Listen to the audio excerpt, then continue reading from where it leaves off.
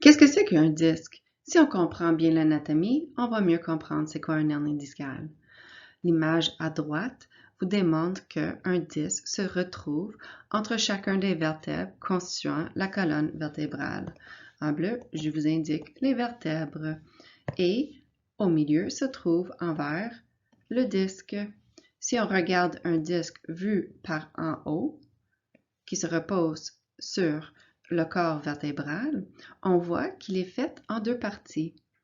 La partie en vert que je vous dessine, c'est des anneaux externes composés de cartilage fibreux. Il y en a 10 à 12. Et le centre, en jaune, c'est appelé le noyau gélatineux ou le nucleus pulpopus. L'image B vous démontre bien les deux parties du disque avec les lamelles fibreux qui font le pourtour du gel à l'intérieur du disque. Alors en bleu, c'est la partie fibreux, les lamelles qui font le pourtour du disque qui est en jaune. Ces lamelles gardent le gel à l'intérieur du disque. Ils sont enlignés en plusieurs épaisseurs, 10 à 12, à des angles précises de 30 degrés pour offrir la plus grosse force de tension, ce qui crée une haute résistance à la force de tension. C'est quoi le rôle du disque dans le corps humain? Il y a plusieurs. Le premier, c'est d'absorber les chocs subis par la colonne.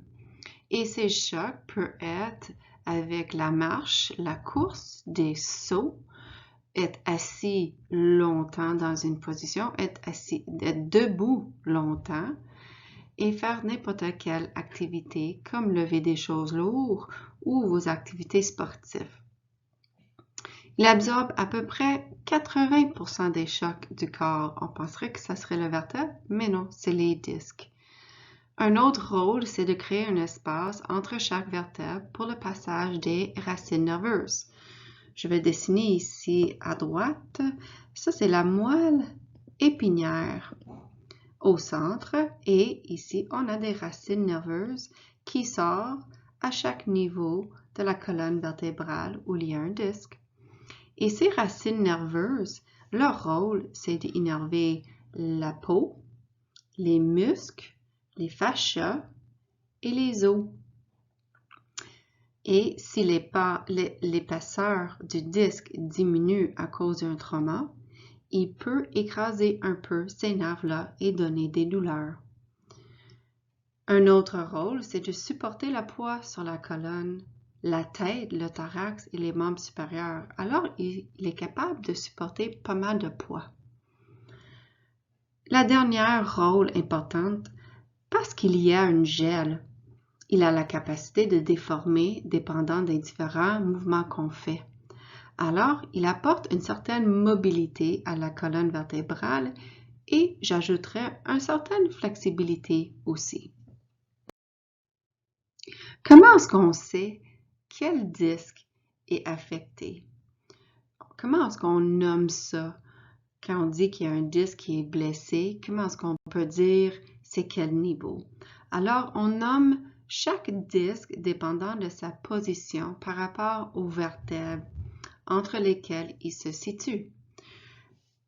Juste pour expliquer un peu l'anatomie, il y a 7 vertèbres cervicales, il y a 12 vertèbres thoraciques et il y a 5 vertèbres lombaires.